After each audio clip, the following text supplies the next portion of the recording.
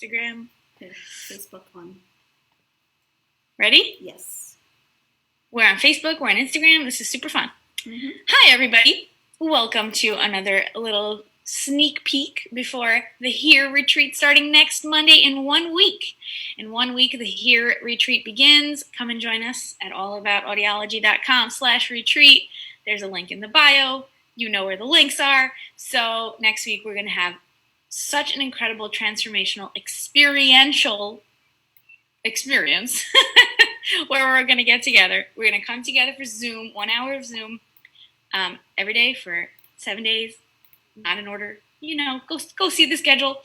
But here's what it is. The H.E.A.R retreat is here to tell you that if you are dealing with this, a parent to a child with a hearing loss, or who is hard of hearing, or who is deaf, or who has auditory processing disorder, or anything in this world, that takes a toll on you, on the parent. That is going to affect the relationships in the family. That's going to affect how you parent.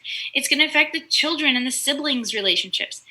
And how you talk to your grandparents and your in-laws and all these things. It's all connected, and it comes down to you. Okay, so today we're talking about number 4. This is the 4th video in this little mini-series. You can find all the other replays on Instagram, on Facebook. We're talking today about the R of the H.E.A.R retreat, H-E-A.R, the history, the emotions, learning to advocate, and R is for reconnect. So today we're talking about reconnecting and what that means. How do you reconnect with your child? I mean, how do we connect with our children, right? What is connection all about? That's what we're talking about today.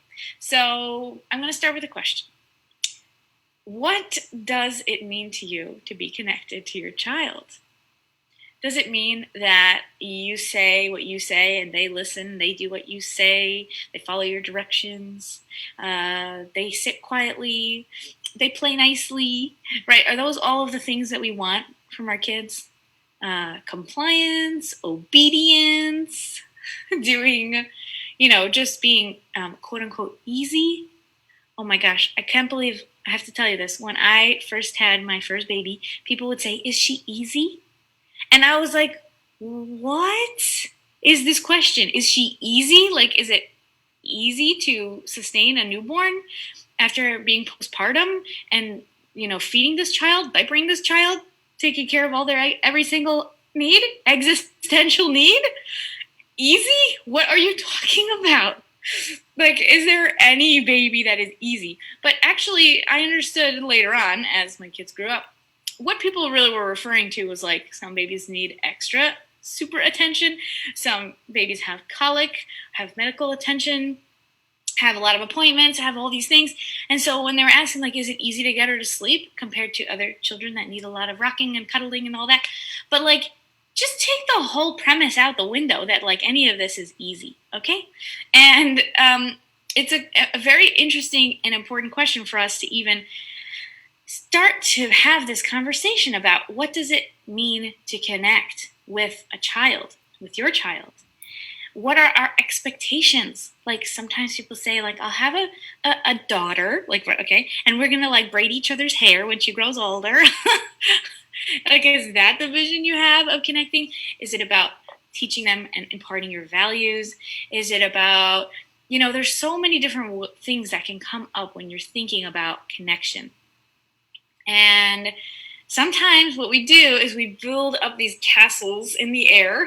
Okay, we build up all of these fantasies, really, and forget that what connection is actually the simplest, most human, most natural, most basic thing, which is just being present together and noticing and acknowledging each other's humanity. That is connection. Not with any agenda, not with any expectations, not with any desires, just being together. And sometimes, especially I would say in that newborn stage, this can be both very easy and incredibly difficult because babies are being all the time. They really don't do anything, but they're also so needy and need, drain all of your energy and resources physically and emotionally. So, you kind of have this gift in those early couple of weeks and months. And newborns have this magic of simply existing and connecting with you. I am getting a request to turn on captions on Instagram. I didn't know that I could do that live. I thought only after the fact. Do you know how to do that? I guess I will figure that out later. I'm sorry. Unless you can tell me. Okay, so back to this idea of connecting and being. Try to think with me. Let's go back on a little mind hunt. Think of a time when you felt super, super, super connected to someone. And lots of times it's related to them sharing a story or sharing a vulnerability, being open with you and telling you something important. That's a kind of connection. And think about what it was about what they said or what they were telling you or what you were telling them that made you feel like you could see yourself in them and they could see them. You could see yourself in them, they could see themselves in you. And what I think is really, really important about connecting and having this question, like having this top of mind to try and make a connection, is that it's in real time. Like it's happening because you need to be fully present with another person. And that is like the challenge of our generation. Okay. So when we address the H.E.A.R program, and we're going to be doing this throughout the retreat and talking about all the different elements of your journey with your child, we have to remember what the goal is. What is the point of all the things that we're doing? What is the point of all of the interventions and programming and appointments and all the things that we are planning, if not to have this connection and to help our children feel safe and to, build this beautiful bubble together with each other.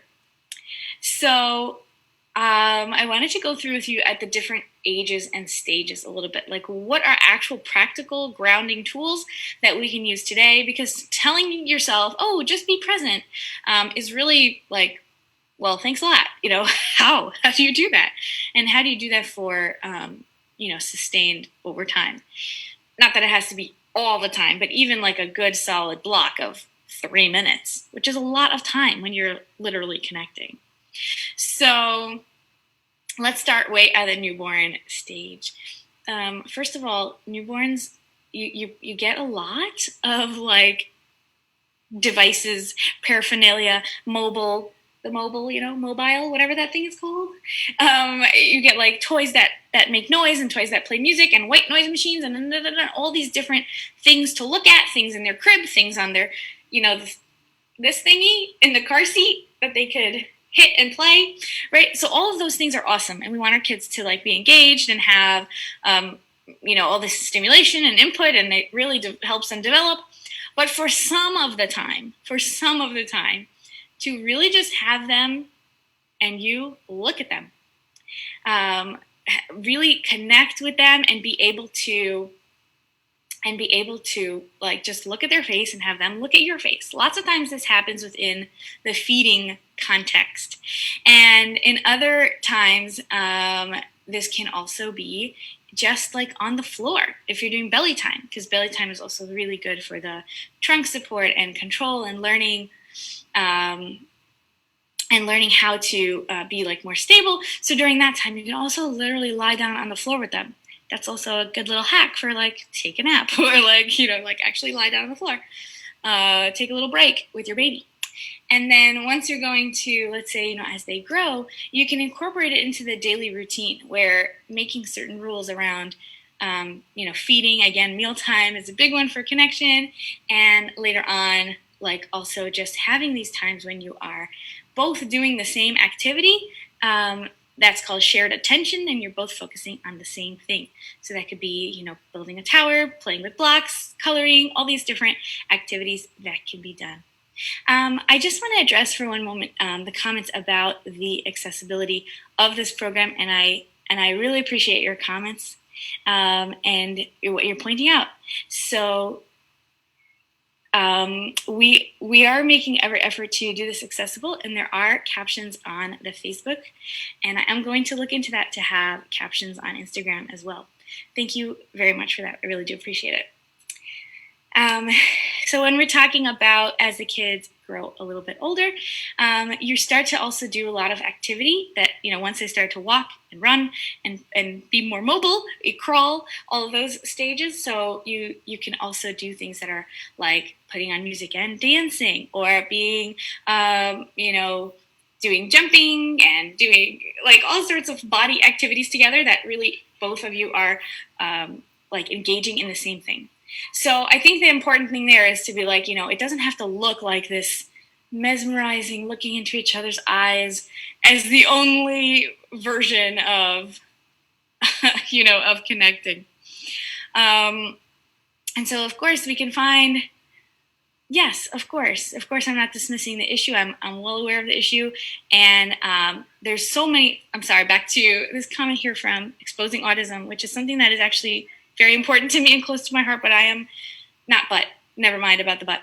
And I am doing my best to learn what are the things that I can do. I provide transcripts for all of my podcasts, which I can do, ahead of time, but on the lives, I'm still working that out. So thank you again. I do appreciate you. So what I'm saying about connecting here is that we have sometimes this kind of lofty goal about what does it mean to connect, and actually it just means like being there and doing things together, even for short spurts of time, that your full attention and their full attention are shared in the same thing. So as they grow older, you'll start to see what their actual interests are. What is your child's interest? What do they like to do? What are they into? I'm sure anybody who's ever met a child knows that they're different from any other child. Every child is unique and has their own preferences. Like some kids like to sit and do things with their hands. Other kids are like tons of energy running all over, and that's what they're into. Other kids, really love doing like building, really love creating and like slime and Play-Doh, and that's their jam. While for other kids, they like really stay away from those things, and their sensory input isn't as exciting for them, but they're very visual. So they love looking at things, and they could enjoy art, and they could enjoy, going to outings, and they're very observational. So those are just some ideas for connecting. And I hope very, very much that you will come and join the H.E.A.R retreat starting next Monday. And start to bring a little bit more presence also with ourselves, because it all starts with us. It all starts with us. Can we be present with ourselves? I remember a time in my life, if it's okay that I,